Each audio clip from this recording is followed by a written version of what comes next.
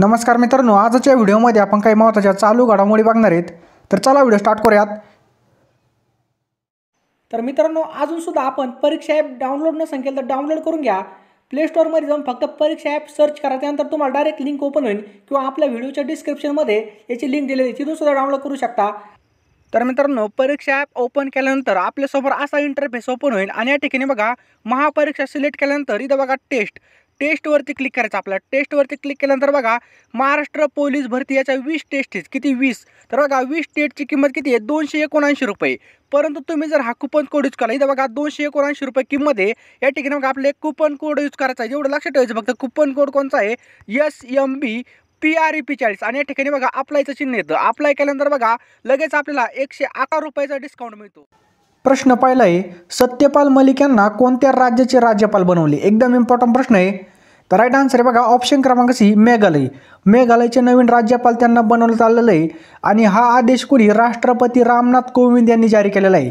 ते पहिले बघा बिहारचे राज्यपाल होते। मेघालयमध्ये आता सध्या कोण होते? तर तथागत राय राज्यपाल होते। तर ते 2018 मध्ये मेघालयचे राज्यपाल होते। कोण? तथागत राय। याआधी तथागत राय 3 वर्ष त्रिपुराचे राज्यपाल होते। संविधानानुसार राज्यपाल पदाचा कार्यकाळ निश्चित नसतो, हा राष्ट्रपतीच्या इच्छावरती निर्भर असतो। राष्ट्रपतीचा कार्यकाळ पारंपरिक रूपाने हा 5 वर्षापर्यंत असतो।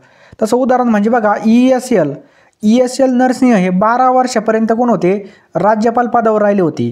तर ते छत्तीसगड, आंध्र प्रदेश आणि तेलंगणामध्ये राज्यपाल पद त्यांनी भूषवलं होतं। तर आपला प्रश्न काय? सत्यपाल मलिक यांना कोणत्या राज्याचे राज्यपाल बनवले? तर ऑप्शन क्रमांक सी, मेघालय। सत्यपाल मलिक हे बघा उत्तर प्रदेशचे राहणार आहेत। पुढचा प्रश्न, आणि मित्रांनो तुम्हाला जर व्हिडिओ युजफुल वाटत असेल तर व्हिडिओला नक्कीच लाईक करा आणि आपलं बघा या व्हिडिओच्या PDF आपलं टेलिग्राम चॅनल नक्की जॉईन करा। टेलिग्रामची लिंक खाली डिस्क्रिप्शनमध्ये, नाही तर बघा SMB प्रिपरेशन टाईप करा टेलिग्रामच्या सर्च बारमध्ये। ॲप्लिकेशन प्ले स्टोअरमधून डाउनलोड करून त्या सर्च बारमध्ये SMB प्रिपरेशन टाईप करा, त्या ठिकाणी तुम्हाला PDF मिळून जाईल। आणि इंस्टाग्रामला सुद्धा नक्कीच फॉलो करा। 2 नंबरचा प्रश्न आहे, गोवा राज्याच्या राज्यपालाचा अतिरिक्त प्रभार कोणत्या राज्याच्या राज्यपालांना देण्यात आलेला आहे? तर बघा राईट आन्सर आहे ऑप्शन क्रमांक बी, महाराष्ट्राच्या राज्यपालांना हा देण्यात आलेला आहे। महाराष्ट्राचे राज्यपाल कोण आहेत? भगतसिंग कोश्यारी आहेत। यांना काय झालेलं आहे? गोव्याचा अतिरिक्त कार्यभार देण्यात आलेला आहे।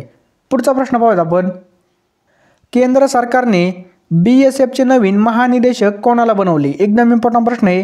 केंद्र सरकारने BSFचे नवीन महानिदेशक कोणाला बनवले?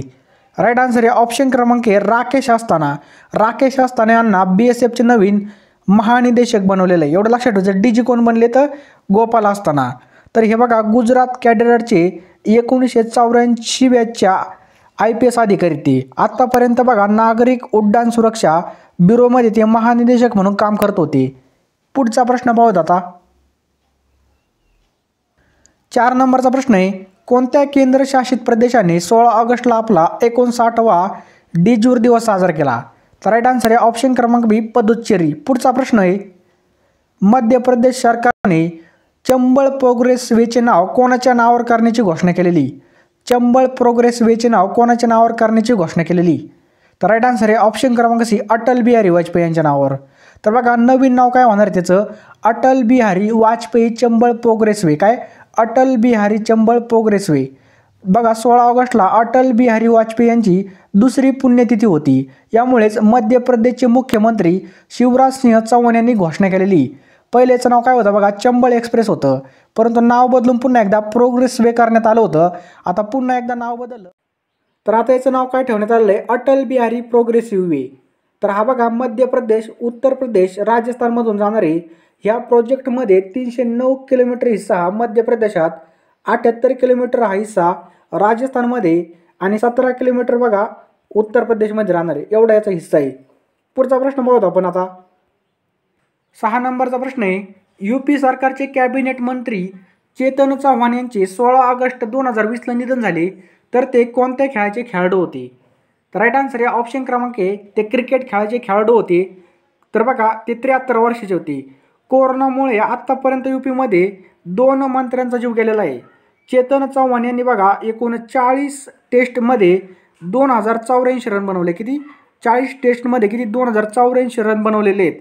चेतन चव्हाण आणि सुनील गावस्कर यांची ओपनिंग जोडी 1970 मध्ये एकदम सफल जोडी मानण्यात आली होती, म्हणजे सफल त्यांनी क्रिकेट खेळलं होतं। 7 नंबरचा प्रश्न आहे, भारताने विस्फोट पीडित मदतीसाठी कोणत्या देशाला आपत्कालीन मानवीय सहायता पाठवली? तर बघा राईट आन्सर आहे ऑप्शन क्रमांक बी, लेबनान. लेबनान देशानं आपण याच्यावर एक डेडिकेटेड व्हिडिओ बनवलेला आहे, खाली डिस्क्रिप्शनमध्ये याची लिंक दिलेली. तर राजधानी बेरूतमध्ये 4 ऑगस्टला झालेल्या घातक स्फोटामध्ये 170 लोकांचा जीव गेलेला आहे. किती? 170 लोकांचा मृत्यू झालेला आहे. त्याबरोबरच हजारो लोकसुद्धा बेघर झालेले आहेत. भारताने आवश्यक सहायताबरोबरच 58 मॅट्रिक टन आपत्कालीन मानवीय सहायता पाठवलेली. त्याचप्रमाणे कोरोना व्हायरसमुळे जे काही तिथं प्रकोप चालला असेल त्याला सुद्धा काही महत्त्वाच्या PPE किटसुद्धा असे उपयोगी औषधासह एकदम अशी भारी मदत पाठवलेली. तर इथं बघा लेबनानची प्रेसिडेंट कोण आहेत? Michael Aaron. लक्षात ठेवायचं, मायकल एरॉन. आणि त्याचं चलन कोणतं आहे? लेबनानी पाऊंड. पुढचा प्रश्न पाहूया आपण. 8 नंबरचा प्रश्न आहे, पूर्व प्रधानमंत्री अटल बिहारी वाजपेयी यांची पुण्यतिथी केव्हा साजरी केली? एकदम इम्पॉर्टंट प्रश्न आहे. तर राईट आन्सर आहे बघा ऑप्शन क्रमांक सी, 16 ऑगस्ट. 16 ऑगस्टला पूर्व प्रधानमंत्री अटल बिहारी वाजपेयी यांची पुण्यतिथी साजरी केलेली. तर बघा अटल बिहारी हिंदी कवी, पत्रकार आणि प्रखर वक्ता होते. ते भारताचे 10वे प्रधानमंत्री होते. कितवे? 10वे. 1962 ते 1967 आणि 1986 मध्ये ते राज्यसभा सदस्य होते. पहिल्या वेळेस 1996 मध्ये 13 दिवस प्रधानमंत्री ते राहिले होते. याबरोबरच 1998 ते 1999, 1998 ते 1999 दरम्यान 13 महिने ते प्रधानमंत्री राहिले. किती? 13 महिने ते प्रधानमंत्री राहिलेले आहेत. 1999 ते 2004 पर्यंत पूर्ण कार्यकाळ प्रधानमंत्री राहिले. केव्हा? बघा 1999 ते 2004 पर्यंत ते पूर्ण वेळ काय राहिलेत? प्रधानमंत्री राहिले आहेत. 1968 ते 1973 पर्यंत भारतीय जनसंघाचे ते 1977 मध्ये जनता पार्टी सरकारमध्ये विदेश मंत्री बनले होते आणि ते एकूण 9 वेळेस लोकसभेसाठी त्यांची निवड झाली होती. पुढचा प्रश्न पाहूया आपण. एअरलाईन गो एअरने आपले कोणाला CEO नियुक्त केली? तर राईट आन्सर आहे बघा ऑप्शन क्रमांक 1, कौशिक खोना यांना आपले CEO नियुक्त केलेले. कौशिक हे 2008 ते 2011 पर्यंत वाडिया समूहाबरोबर जुळले होते. ते वाडिया समूहाचे उपाध्यक्ष तसेच कॉर्पोरेट वित्त आणि रणनीतिकार सुद्धा होते. आता बघा ते विनय दुबे यांचे स्थान घेतील. कोणाचं? विनय दुबे. पुढचा प्रश्न पाहूया आपण. 10 नंबरचा प्रश्न आहे, दृश्यम आणि मदारी फिल्म डायरेक्टर निशिकांत कामत यांचे 17 ऑगस्टला निधन झाले. तर ते कोणत्या आजाराने ग्रस्त होते? तर राईट आन्सर आहे ऑप्शन क्रमांक D, chronic liver disease. Kamath यांनी बॉलिवूडमध्ये 2008 मध्ये मराठी चित्रपट डोंबिवली फास्टमधून डेब्यू केला होता. निशिकांत कामत यांनी काही चित्रपटामध्ये ॲक्टिंगसुद्धा केली होती. त्यांचा चित्रपट भावेश जोशीमध्ये त्यांनी सुद्धा काम केलं होतं. 2006 मध्ये झालेल्या मुंबई धमाक्यावरती मुंबई मेरी जान त्यांनी हा पिक्चर बनवला होता. याबरोबरच फोर्स मराठीमध्ये लय भारी पिक्चर तसेच रॉकी हँडसम या चित्रपटामध्ये त्यांनी डायरेक्शन केलेलं आहे. तर बघा दृश्यम आणि माधुरी फिल्म डायरेक्टर निशिकांत कामत यांचं 17 ऑगस्टला निधन झाले. तर ते कोणत्या आजाराने त्रस्त होते? Chronic liver disease. लक्षात ठेवायचा, क्रोनिक लिव्हर डिसीज. पुढचा प्रश्न पाहूयात आपण. 11 नंबरचा प्रश्न आहे, ई वाहन स्टार्टअप कंपनी ई बाईक गोने कोणत्या क्रिकेट खेळाडूला आपले ब्रँड ॲम्बेसिडर बनवले? तर एकदम इम्पॉर्टंट प्रश्न आहे. राईट आन्सर आहे ऑप्शन क्रमांक बी, हरभजन सिंह. हरभजन सिंहला आपले ब्रँड ॲम्बेसिडर बनवलेले. ही कंपनी आता मुंबई, बँगलोर, दिल्ली, अमृतसर, जयपूर आणि हैदराबादमध्ये आपलं काम सुरू करते. तर बघा ई वाहन स्टार्टअप कंपनी ई बाईक गोने कोणत्या क्रिकेट खेळाडूला आपले ब्रँड ॲम्बेसिडर बनवले? तर हरभजन सिंग यांना. कोणला? हरभजन सिंग. पुढचा प्रश्न पाहूयात आपण. 12 नंबरचा प्रश्न आहे, स्पॅनिश ग्राम पी फॉर्म्युला 1 रेस 2020 किताब कोणी जिंकलेला आहे?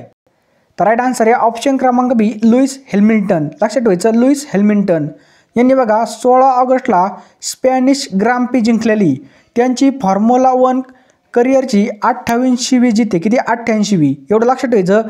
या विजयाबरोबर हॅमिल्टनने ड्रायव्हरांच्या अंकतालिकामध्ये 37 अंकाची बढत केली. किती? 37 अंकाची. स्पॅनिश ग्राम पी फॉर्म्युला 2020 हा किताब कोणी जिंकलेला आहे? तर लुईस हॅमिल्टन यांनी. खालीलपैकी कोणाला 2020चा प्रतिष्ठित जागतिक खाद्य पुरस्कार देण्याची घोषणा केली? तर राईट आन्सर आहे ऑप्शन क्रमांक ए डॉक्टर रतनलाल. तर बघा यांना हा पुरस्कार फूड प्रोडक्शन वाढवल्याबद्दल देण्यात आलेला आहे. या पुरस्काराची सुरुवात 1986 मध्ये जागतिक हरित क्रांतीचे जनक नोबेल शांती पुरस्कार विजेता डॉक्टर नॉर्मन बोरलॉग यांनी केली होती. एवढं लक्षात ठेवायचं. पहिल्या वेळेस जागतिक खाद्य पुरस्कार 1987 मध्ये देण्यात आला होता. कोणला? तर बघा हरित क्रांतीचे जनक डॉक्टर एम.एस. स्वामीनाथन यांना. पुढचा प्रश्न पाहूयात आपण. खालीलपैकी कोणाला EY world entrepreneur of the 2020 किताब देण्यात आला? तर राईट आन्सर याचं ऑप्शन क्रमांक बी किरण मजुमदार शॉ. किरण मजुमदार शॉ यांना हा पुरस्कार देण्यात आलेला आहे. 15 नंबरचा प्रश्न आहे जागतिक महासागर दिवस केव्हा साजरा केला जातो? तर बघा जगामध्ये महासागराचे महत्त्व समजून सांगण्यासाठी आणि जागृत करण्यासाठी प्रत्येक वर्षी 8 जूनला जागतिक महासागर दिवस म्हणून साजरा केला जातो. केव्हा? 8 जूनला. खालीलपैकी कोणत्या भारतीयाला लो रिचर्ड डॉफिन्स पुरस्कार 2020 प्रदान करण्याची घोषणा केलेली? एकदम इम्पॉर्टंट प्रश्न आहे. भारताचे प्रसिद्ध गीतकार आणि लेखक जावेद अख्तर यांना हा पुरस्कार देण्याची घोषणा केलेली आणि हा एक वार्षिक पुरस्कार आहे. हा पुरस्कार घेणारे ते पहिलेच भारतीय व्यक्ती बनलेले आहेत. तर बघा खालीलपैकी कोणाला लो रिचर्ड डॉफिन्स पुरस्कार 2020 प्रदान करण्याची घोषणा केलेली आहे? तर ऑप्शन क्रमांक ए जावेद अख्तर. ते भारताचे कोण आहेत? प्रसिद्ध गीतकार आणि लेखक आहेत. मिस वर्ल्ड मानुषी छिल्लर यांना कोणत्या कंपनीचे ब्रँड ॲम्बॅसेडर बनवण्यात आलेलं आहे?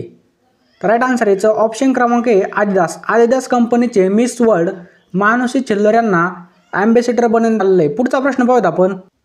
18 नंबरचा प्रश्न आहे आणि मित्रांनो तुम्ही हा व्हिडिओ नक्कीच लाईक करा. मी तुम्हाला लगातार शिकवत आहे आणि मित्रांनो तुमचं एक सुद्धा सेकंद वेस्ट नाही जाऊ राहिलेला. त्यामुळे मित्रांनो लगेच तुम्ही व्हिडिओ लाईक करा, कारण की लाईक केलं तर माझी मेहनत 100% काम करते. आणि मित्रांनो तुम्ही आपलं टेलिग्राम चॅनल नक्की जॉईन करा. खाली डिस्क्रिप्शनमध्ये लिंक दिलेली किंवा तुम्ही टेलिग्रामच्या सर्च बारमध्ये SMB प्रिपरेशन टाईप करून तिथून जॉईन करू शकता. आणि आपल्याला इंस्टाग्रामला सुद्धा फॉलो करत जा. त्या ठिकाणी सुद्धा आपण ज्ञान वाढण्याजोग्या गोष्टी टाकत असतो. 18 नंबरचा प्रश्न आहे जागतिक पर्यावरण दिवस केव्हा साजरा केला जातो? एकदम इम्पॉर्टंट प्रश्न आहे. तर बघा जागतिक पर्यावरण दिवस हा 5 जूनला साजरा केला जातो. केव्हा? 5 जूनला जागतिक पर्यावरण दिवस हा साजरा केला जातो. आणि या वर्षाची थीम काय होती? जैवविविधता. काय होती? जैवविविधता ही थीम होती. त्यानंतर बघा पहिला जागतिक पर्यावरण दिवस हा 1974 साली साजरा करण्यात आला होता. केव्हा? 1974 साली. पुढचा प्रश्न पाहूयात आपण. 19 नंबरचा प्रश्न आहे प्रधानमंत्री नरेंद्र मोदी यांनी व्हिडिओ कॉन्फरन्सच्या माध्यमातून गरीब कल्याण रोजगार अभियानाची सुरुवात केली. तर यामध्ये किती राज्याला निवडले होते? देशामधील प्रवासी मजुरांना मदत करण्यासाठी आणि रोजगार देण्यासाठी व्हिडिओ कॉन्फरन्सच्या माध्यमातून प्रधानमंत्री नरेंद्र मोदी यांनी हे अभियान 6 राज्यांमधून सुरू केलं होतं. तर यामध्ये बघा उत्तर प्रदेश, मध्य प्रदेश, बिहार, झारखंड, ओडिसा, राजस्थान या 6 राज्यांमधून हे अभियान सुरू करण्यात आलं होतं. तर लक्षात ठेवायचं प्रधानमंत्री नरेंद्र मोदी यांनी व्हिडिओ कॉन्फरन्सच्या माध्यमातून गरीब कल्याण रोजगार अभियानाची सुरुवात केली. यामध्ये किती राज्याला निवडलं होतं? तर 6 राज्याला निवडलं होतं. किती? 6. पुढचा प्रश्न पाहूयात आपण. वजीद खान यांचे निधन झाले तर ते कोण होते? तर बघा वजीद खान यांचे निधन झाले तर हे गायक आणि संगीतकार होते. लक्षात ठेवायचं गायक आणि संगीतकार. पुढचा प्रश्न पाहूयात आपण. नुकतेच भारताच्या बाहेरील पहिले योग विश्वविद्यालयाचे उद्घाटन करण्यात आले तर ते कोणत्या ठिकाणी स्थित आहे? तर राईट आन्सर याचं ऑप्शन क्रमांक बी लॉस एंजेलिस. लक्षात ठेवायचं. आणि त्याचं नाव काय आहे बघा विवेकानंद योग विश्वविद्यालय. पुढचा प्रश्न पाहूयात आपण.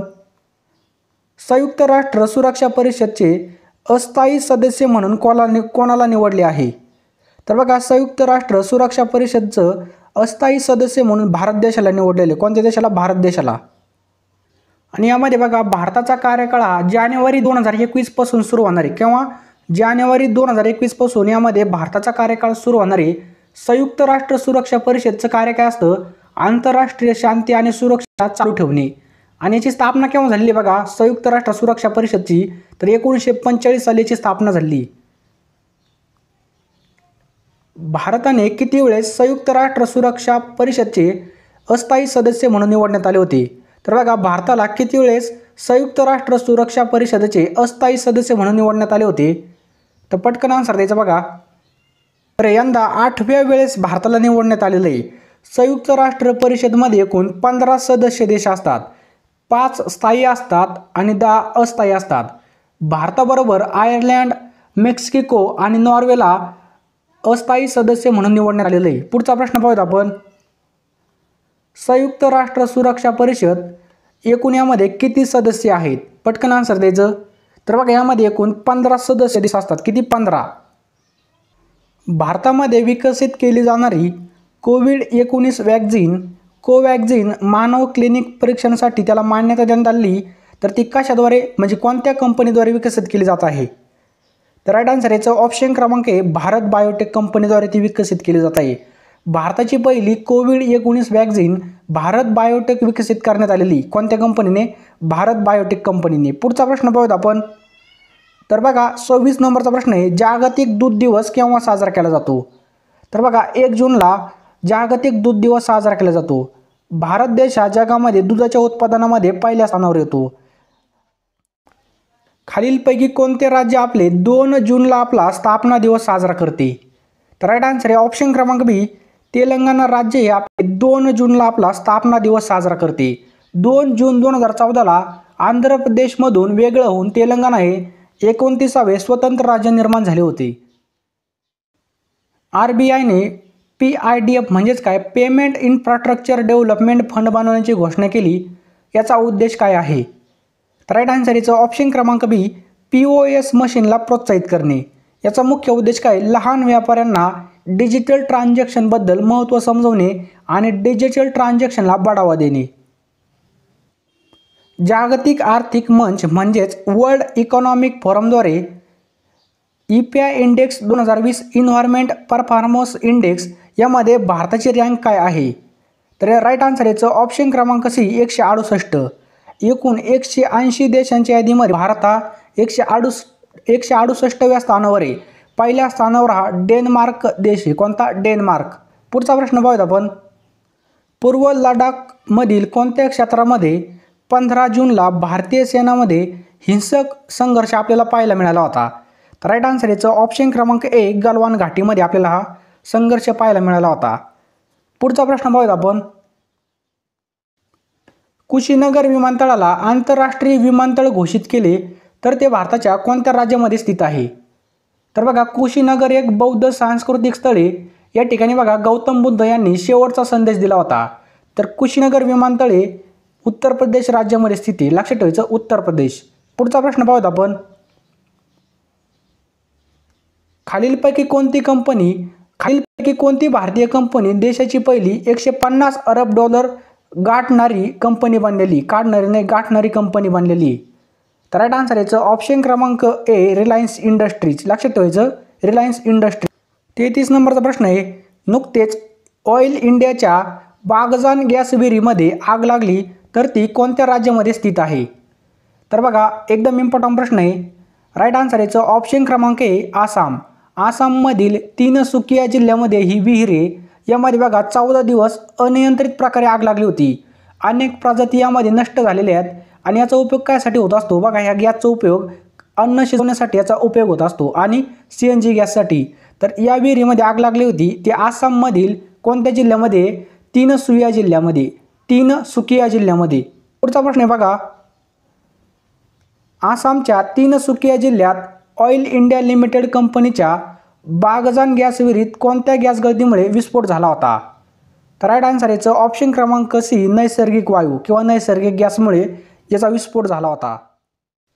नुकतेच जागतिक व्यापार संघटनेने भारताचे ॲम्बेसिडर आणि स्थायी प्रतिनिधीच्या रूपामध्ये कोणाला नियुक्त केले? तर राईट आन्सर याचं ऑप्शन क्रमांक ए, बजेंद्र नवनीत यांना जागतिक व्यापार संघटनेचे भारताचे ॲम्बेसिडर आणि स्थायी प्रतिनिधीच्या रूपामध्ये नियुक्त करण्यात आलेलं आहे.